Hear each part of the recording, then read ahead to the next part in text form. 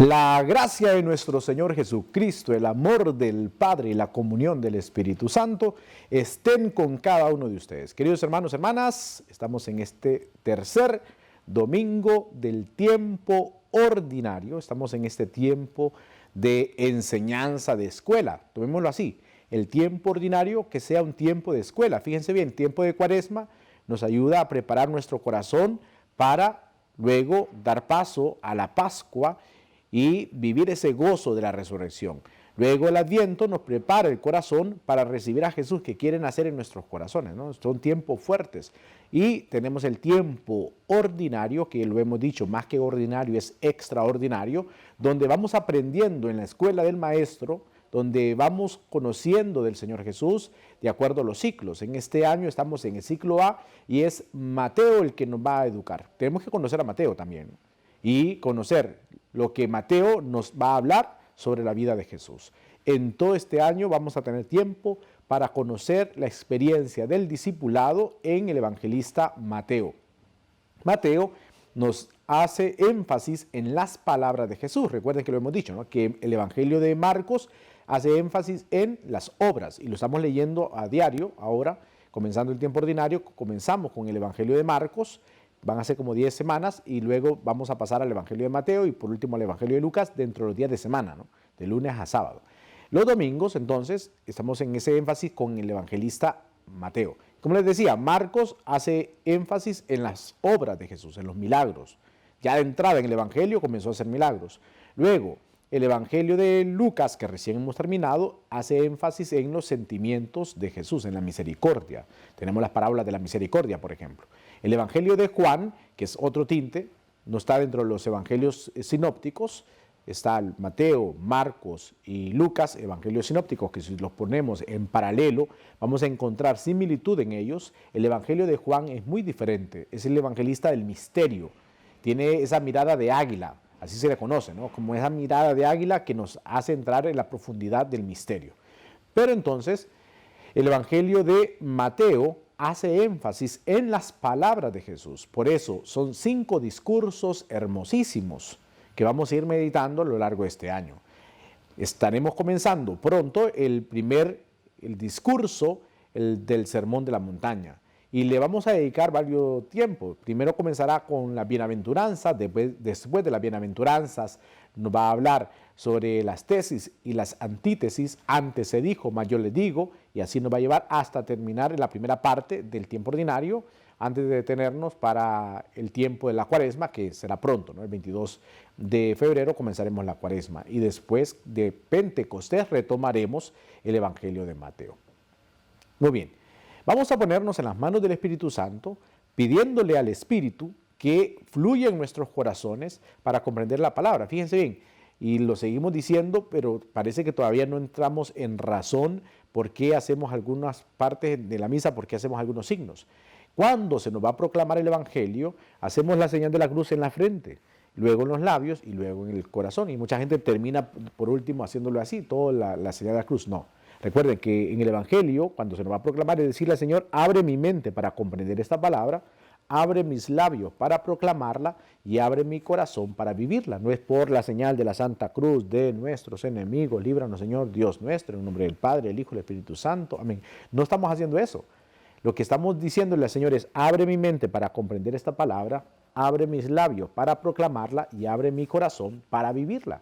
Por lo tanto, eso es lo que le pedimos ahora al Espíritu Santo, ¿no? Comprendan eso, porque muchas veces o solo hacen una sola señal de la cruz o terminan haciendo todo como si estuviéramos haciendo por la señal de la Santa Cruz. No, recuerden que es para pedir al Espíritu Santo que abra nuestra mente para comprender la palabra, que abra nuestros labios para comunicarla, pero sobre todo nuestro corazón para vivirla. Vamos entonces a hacer la oración. Hoy, Espíritu Santo, venimos ante tu presencia. Queremos pedirte que abras, como ya lo hemos dicho, nuestra mente para comprender esta palabra. Abre, Espíritu Santo, nuestros labios para ser anunciadores de la buena nueva y abre sobre todo nuestros corazones para que sea una palabra vivida, no solamente comprendida, sino vivida, que podamos vivir la palabra, que podamos ponerla en práctica en nuestros corazones. Ayúdanos a que esta palabra quede resonando en nuestro interior para que cada día podamos comprender tu voluntad. En tus manos quedamos, Espíritu Santo, y que esa voluntad reine en nuestros corazones ahora y siempre, por los siglos de los siglos. Amén. Bien, queridos hermanos, hecha ya la oración, entonces ahora sí, acerquémonos a la palabra. Recuerden, Biblia en mano, cuaderno, una libreta, o en la misma Biblia de estudio podemos ir haciendo algunas anotaciones. Se recuerda que antes decíamos esto, ¿no? de la Biblia, hay que retomar esto, ¿no? De la Biblia, que debemos tener una palabra de estudio, una Biblia de estudio, donde podamos marcar, donde podamos subrayar, donde podamos hacer anotaciones para nuestro estudio. Y eso es lo que hacemos aquí, ¿no? Aparte que hacemos oración, porque eso es la lectura divina, también podemos tomar la palabra para irla estudiando. Bueno, vamos a acercarnos entonces a la primera parte de nuestra lectura divina.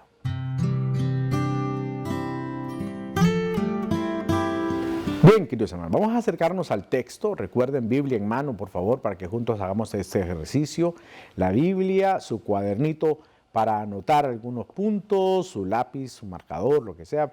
Necesitamos ir marcando. Recuerden que habíamos hablado ya que debemos tener nuestra Biblia de estudio, ¿se recuerdan? Donde podemos ir marcando, subrayando, anotando algunos puntos. Es necesario que la tengamos. A mí me entristece porque hay personas que aún todavía no tienen la palabra de Dios. Y esto tiene que ser el alimento de nuestra vida. No podemos ignorar la palabra. Hoy día quizás nos podemos aflojar en cuanto a tener algunos libros donde aparecen las lecturas diarias, pero siempre hay que tener la palabra de Dios, porque es ahí donde vamos a alimentarnos, es la fuente de nuestra vida, ¿no? Muy bien, vamos a acercarnos al texto. Recuerden que el domingo pasado tomamos, como ya habíamos hablado, el Evangelio de San Juan. Estamos en una prolongación del bautismo. Ahora vamos a entrarle en materia al evangelista Mateo. Vamos todo el año a dedicar, al año del tiempo litúrgico, ¿no? Vamos a dedicarle tiempo al evangelista Mateo, poco a poco. Entonces vamos ahora al capítulo 4, para que lo busquen en su Biblia, Evangelio según San Mateo, capítulo 4, versículos del 12 al 23. Recuerden que los primeros capítulos del Evangelio de Mateo es en relación a el nacimiento de Jesús. La genealogía, nos presentó el nacimiento de Jesús, bueno, el anuncio que se le hace a José en sueños, luego el nacimiento de Jesús. Llegaron los pastores que venían de Oriente, adoraron al niño, en fin, se fueron a Egipto. Ya luego nos presenta el bautismo de Jesús y comienza la vida pública. Eso es lo que vamos a leer ahora, ¿no? Entonces, Evangelio según San Mateo, capítulo 4, versículos del 12 al 23. Comienza ya la vida pública de Jesús. Eso es lo que vamos a leer. Y vamos a ir con él, acompañándole hasta llegar al capítulo 25, será el último discurso, el discurso de juicio final, que se le conoce, ¿no? Pasaremos igual por la Semana Santa, leyendo los textos de la Pasión. Bien, entonces acerquémonos a la palabra. Evangelio según San Mateo, recuerden, capítulo 4, versículos del 12 al 23. ¿Qué dice el texto? ¿Lo tiene? Hagamos juntos el ejercicio. Proclamación del Santo Evangelio según San Mateo. Gloria a ti, Señor. Al enterarse Jesús de que Juan había sido arrestado, se retiró a Galilea y dejando el pueblo de Nazaret, se fue a vivir a Cafarnaúm, junto al lago en territorio de Zabulón y Neftalí, para que así se cumpliera lo que había anunciado el profeta Isaías. Tierra de Zabulón y Neftalí, camino del mar al otro lado del Jordán, Galilea de los paganos. El pueblo que caminaba en tinieblas vio una gran luz. Sobre los que vivían en tierra de sombras, una luz resplandeció. Desde entonces comenzó Jesús a predicar diciendo: conviértanse, porque ya está cerca el reino de los cielos. Una vez que Jesús caminaba por la ribera del mar de Galilea, vio a dos hermanos, Simón y Andrés, los cuales estaban echando las redes al mar, porque eran pescadores. Jesús les dijo: síganme y los haré pescadores de hombres. Ellos inmediatamente dejaron las redes y los siguieron. Pasando más adelante, vio a otros dos hermanos, Santiago y a Juan, hijos de Zebedeo, que estaban con su padre en la barca remendando las redes, y los llamó también. Ellos, dejando enseguida la barca y a su padre, lo siguieron. andaba por toda Galilea enseñando en las sinagogas y proclamando la buena nueva del reino de Dios y curando a la gente de toda enfermedad y dolencia. Palabra del Señor, gloria a ti, Señor Jesús. Ya leímos, queridos hermanos, el texto. Miren, hay varios puntos que aparecen en él. Nos está introduciendo en lo que vamos a vivir con él en la vida pública de Jesús. Ya se dio el bautismo. Jesús vivía en Nazaret. Son puntos que ya lo conocíamos, ¿no? Su bautismo, vivía en Nazaret, vivía con su madre, desde luego. Y entonces, dice que cuando se da cuenta que Juan había sido arrestado, ya sabemos por qué fue arrestado Juan, porque hablaba con autoridad, invitando a la conversión, pero sobre todo porque le había dicho a Herodes que lo que estaba haciendo no era correcto. La vida que llevaba Herodes, que era un usurpador del poder, pero sobre todo que estaba metiéndose o viviendo con la mujer de su hermano Filipo, Herodías. Por eso Juan el Bautista le hacía ver el pecado a Herodes. Esto no le gustó, desde luego lo metieron preso y ya sabemos la historia y lo vamos a ir meditando, cuando la Herodías, que la hija bailó delante de una fiesta de Herodes, Herodes le dice, te daré todo lo que me pidas, aunque sea la mitad de mi reino. Va a donde la mamá, le dice a la mamá, ¿qué le pido? Pues pídele la cabeza de Juan el Bautista, como que si la cabeza de Juan el Bautista tenía perlas y zafiros y todo lo demás, y le piden y matan a Juan. Pero bueno, eso poco a poco. Pero sí para ponernos en contexto, ¿no? Está Juan ya preso. ¿Qué hablaba Juan? ¿Cuál era el mensaje de Juan? Conviértanse porque está cerca el reino de los cielos. Y si nos fijamos, vuelve a repetirlo Jesús. Comienza su mensaje diciendo lo mismo, ¿no? Conviértanse, va a decir Jesús, porque ya está cerca el reino de los cielos. Vuelve a tratar. Ojo, porque estamos hablando del evangelista Mateo, diferente con Lucas. Lucas habla del reino de Dios. En cuanto al evangelio de Mateo, siendo él judío, no se refieren a Dios directamente, sino hablan del reino de los cielos, ¿no? Un punto ahí clave para tener presente. Luego, va a decir entonces que comienza Jesús su mensaje. ¿Y dónde lo comienza? En Galilea.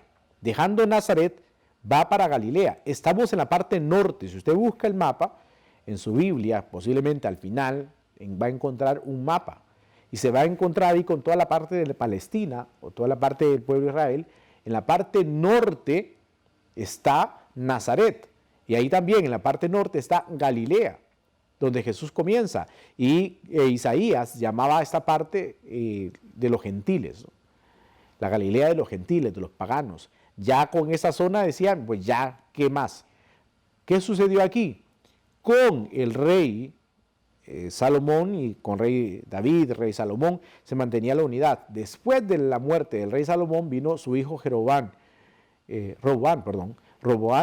empezó a reinar, pero hubo una división del territorio. Jeroboam, que era un general del rey Salomón, va a dividirse contra el rey Roboam, y entonces una parte quedó en la parte norte y la parte sur quedó Judá, con una media tribu por ahí. Por lo tanto, quedó reducido el territorio de Judá, que era los que se mantenían fieles todavía en el reinado de la descendencia de David, y la parte norte, que estaba Jeroboam, se apartó de la fidelidad a Dios, y entonces tenemos, para que no fuera esta gente de la parte norte a la parte sur, al templo de Jerusalén, el rey mandó, el que estaba de rey en ese momento, mandó a colocar 5 lugares de culto. Por eso recordamos la samaritana, que dice, has tenido 5 maridos. Lejos de pensar en las personas, son hombres,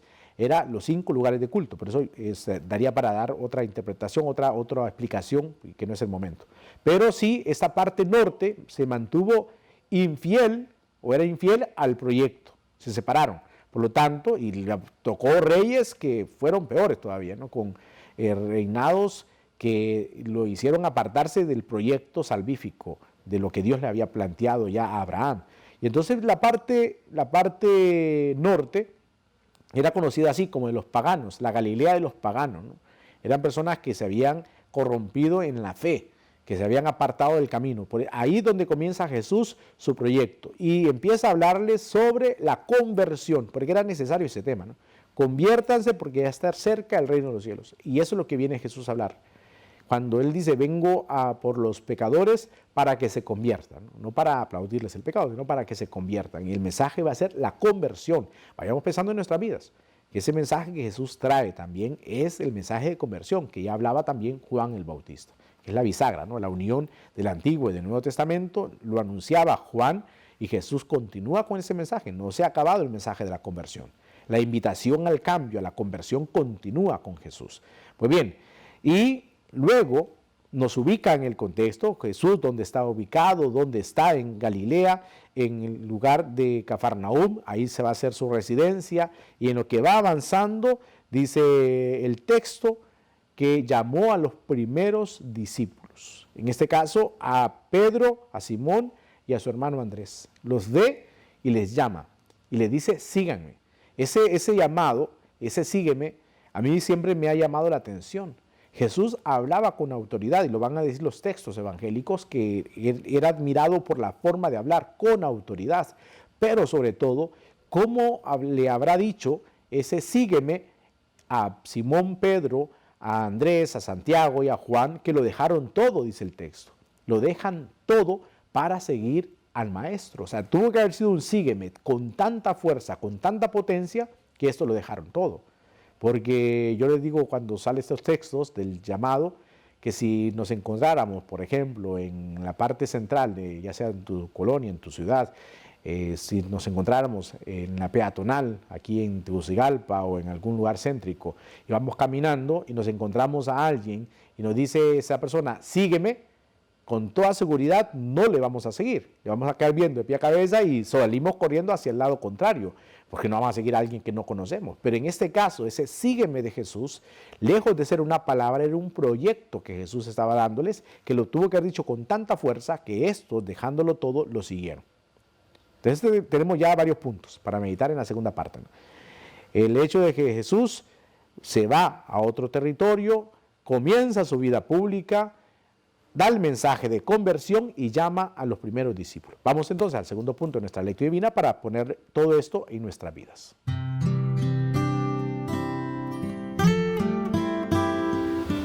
Esta segunda parte, queridos hermanos, ya es aplicar el texto. Fíjense bien, Jesús abandona su hogar, abandona Nazaret, donde estaba con su madre, para comenzar su vida pública. Después de ser ungido, por la fuerza del Espíritu Santo, Jesús comienza su vida pública y comienza su mensaje, ¿no? Pues bien, habría que pensar en eso también, de abandonarlo todo para hacer la voluntad de Dios. Y eso tiene que ser nuestra tarea también, nuestra misión. ¿Qué estamos abandonando o qué hemos abandonado por el Señor? Fíjense, yo siempre he pensado, Dios que nos pide dejarlo todo, al final lo da todo. Y lo da todo con bendición. Jamás Dios se deja ganar en generosidad. Aquel que se desprende de su vida es capaz de recibir a manos llenas las bendiciones del Señor. Pero para ello hay que desprenderse. Jesús deja todo para hacer la voluntad del Padre. Los discípulos lo dejan todo para seguir al Maestro. Y nosotros, ¿qué estamos dejando? ¿Qué has dejado tú? ¿Qué estás dejando tú para seguir al Señor? Muchas veces nos acomodamos. Llegan a nuestra casa el domingo, a la familia, una visita, y es la hora de la Eucaristía, y nos quedamos y no participamos de la Eucaristía por atender a las visitas, ¿no? Cualquiera diría, padre, pero son visitas y hay que atenderlos, no siempre nos vienen a visitar. ¿Por qué no decirle a la visita, mira, tengo que ir a la Eucaristía porque es el momento que tengo para participar de mi fe? Cuando venga te voy a preparar una comida sabrosa. ¿Me esperas, por favor, o vas conmigo a la Eucaristía? Te invito a que vayamos, pero si no deseas ir, déjame que yo iré a la Eucaristía. Cuando yo regrese te voy a atender con mucho gusto. Te voy a preparar una comida rica, pero primero mi fe. Pero muchas veces no es así. Escuchamos cuando le preguntamos, ¿y usted? A día no la miraba en la misa. Ay, padre, es que el domingo pasado llegó una familia, le tuve que atender. Es más importante la familia, los amigos, que el Señor Jesús. En la escala de valores, recuerden que primero es Dios, encontrar la felicidad en Dios, luego viene lo demás como escalera, pero primero es Dios. Cuando ponemos a Dios en primer lugar y no nuestras emociones, nuestros sentimientos, nuestros amores, nuestros cariños, entonces somos libres. Pero cuando ponemos en primer lugar los afectos, cuando ponemos en primer lugar nuestra vida, es cuando encontramos tanta tristeza, porque los seres humanos nos podemos defraudar, los seres humanos engañamos, o los seres humanos podemos ser infieles, y Dios no. Y entonces cuando decimos, lo dejé todo por esta persona y mira cómo me pagó, pero el Señor no te va a pagar mal si te entregas a Él. Entonces hay que buscar esa escala de valores y poner a Dios en primer lugar, porque jamás nos va a traicionar. Fíjense bien que meditando en esta semana la palabra de Dios del Evangelio de Marcos que estamos meditando y la carta a los Hebreos, estábamos hablando sobre ese tema, y sobre todo en la carta a los Hebreos que habla del tema del sufrimiento.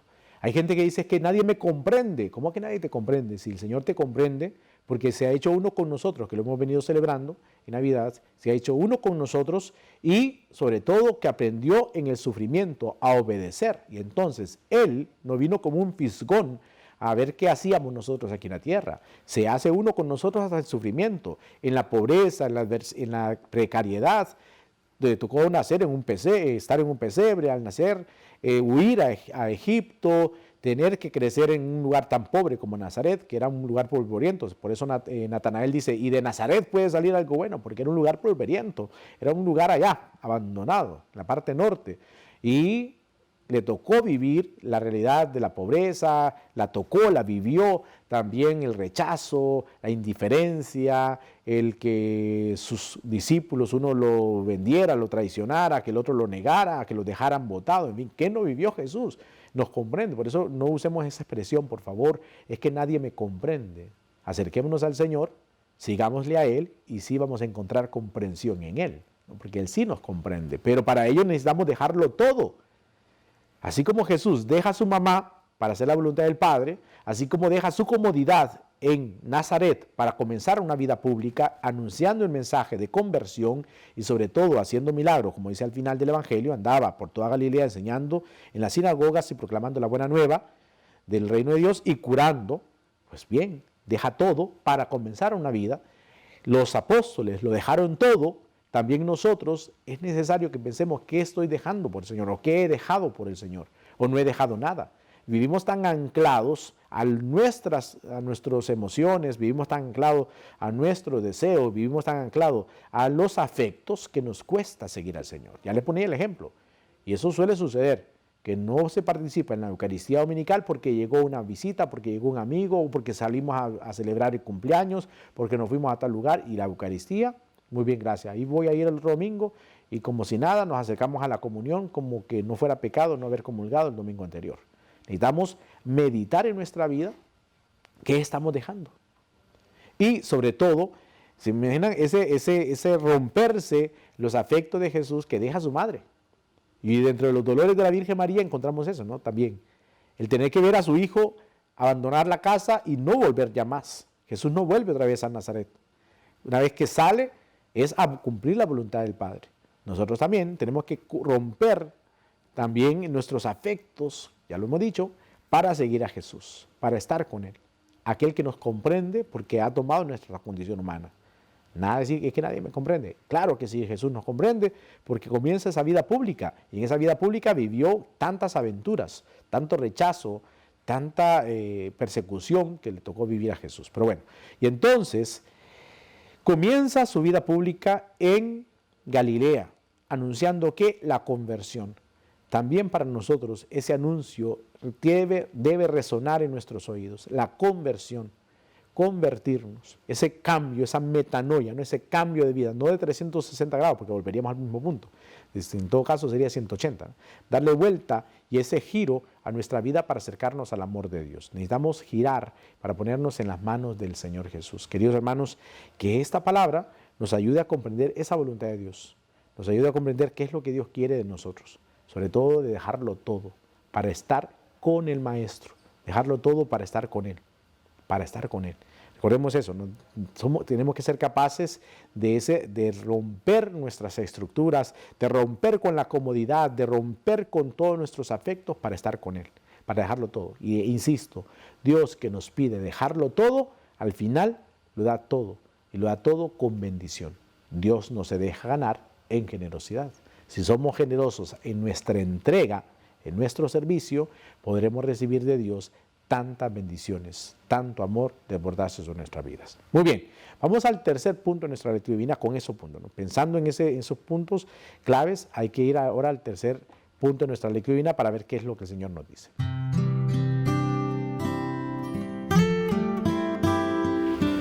Bien, ya el Señor nos habló por medio de su palabra, ya vimos algunos puntos, ahora vamos a la oración. ¿Qué le vamos a decir nosotros al Señor? Es partiendo del texto, recuerden, ¿no? Que la oración de este ejercicio de la lectura orante es orar a partir de lo que nos dice el texto. Padre, pero fíjese que tengo una necesidad, no tengo trabajo, ¿será que le puedo pedir trabajo al Señor ahora? No, porque de eso hablaba el texto. No, no hablaba de eso. Ya tendremos el resto del día para pedirle eso al Señor. Un trabajo, salud. Padre, pero mi mamá está enferma o mi esposo está enfermo. ¿Será que ahora le pido eso? Aunque al final dice que Jesús estaba curando, pero enfoquémonos en la otra parte. Ya tendremos el resto del día para pedirle al Señor. Pero en el ejercicio de la lectura orante de la palabra de Dios es a partir del texto. Sacar esos puntos, esos elementos de la palabra que ya nos habló el Señor para responderle. ¿Quiero seguirle? ¿Quiero dejarlo todo? ¿Quiero estar con el Señor y quiero comprender su mensaje de conversión o no quiero? Bueno, entonces si quiero, voy a responderle en la oración. Si no queremos, pues bueno, pensemos en otras cosas y hagamos otras cosas de nuestra vida. Pero si el reto está en que quiero hacer la voluntad de Dios al iniciar este año, pues bueno, ahí está la lectura. Respondámosle al Señor. Hagamos la oración. Si no te sale, yo oraré por ti. Hoy, Señor, que comienzas tu misión en el Evangelio de Mateo, que vamos a estar leyendo a lo largo de este año litúrgico, en este tiempo ordinario, queremos comprender que es necesario el abandono de todo lo que nos ofrece el mundo para seguirte a ti, que eres el todo en mayúscula, que nos da todo en bendición. Tú, Señor, que nos pide dejarlo todo, nos das todo. Y que estás siempre con nosotros, que nos acompañas, que vas guiando nuestras vidas. Tú nos llamas no para estar ahí a la deriva, tú nos llamas para darle sentido a nuestra existencia. Y hoy, Señor, queremos responderte con un sí.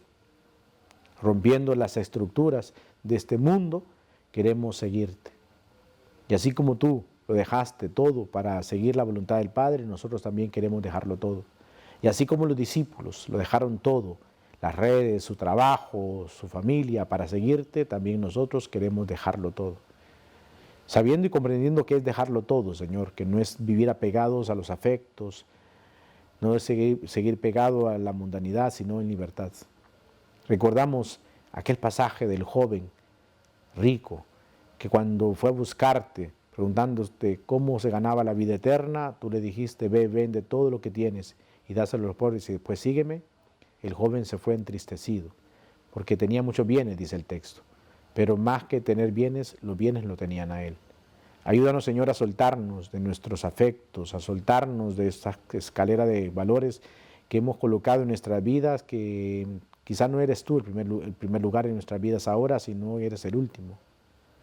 Queremos colocarte en una buena estructura de nuestra vida interior en primer lugar.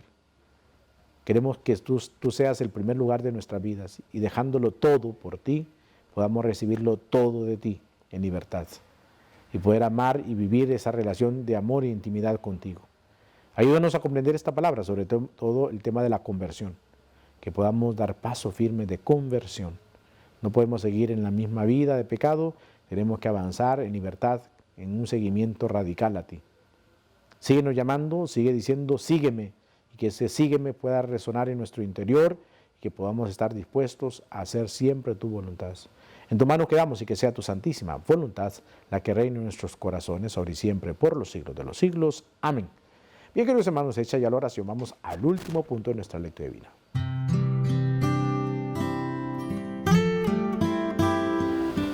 Este último punto, queridos hermanos, es hacia dónde nos lleva el texto, el impulso que nos da la palabra. Y ya sabemos que la tarea primordial de nuestra vida tiene que ser seguimiento. Sí, Señor, te quiero seguir durante todo este año litúrgico que estamos iniciando en cuanto al tiempo ordinario, te voy a seguir. Y vamos a seguirle con amor, con fidelidad, no poner nada de obstáculos. Ya les digo, si llega un familiar un domingo, si te llega a visitar, diles, mira, te voy a atender bien, te voy a preparar una buena sopa, una buena comida, pero primero voy a ir a la Eucaristía. Después, con gusto te atiendo. Quédate aquí en tu casa, que si no quieres ir conmigo, pero si quieres mejor y tener la alegría plena en tu corazón, vente conmigo y somos igual que Jesús, invitadores a otros a que tengan esa experiencia de fe, ¿no? Invitar a otros hermanos. Pero bien, no, si bien es cierto, muchas veces tenemos compromisos de celebración de cumpleaños, los domingos, también busquemos la Eucaristía primero, antes de ir a los compromisos familiares o al final del día participar. Hoy día tenemos la Eucaristía en diferentes horas, dirán algunos quizás estoy hablando de los que estamos aquí en la ciudad, que tenemos varios horarios de Eucaristía, quizá en algún lugar de tu comunidad no lo tengan, pero acércate al Señor, participa de tu fe. Primero es estar con el Señor, lo demás viene por bendición. Y lo recibimos todo a mano llena cuando somos capaces de renunciar al mundo para abrazarnos a la misericordia de Dios. Así que no haya excusas para estar con Él.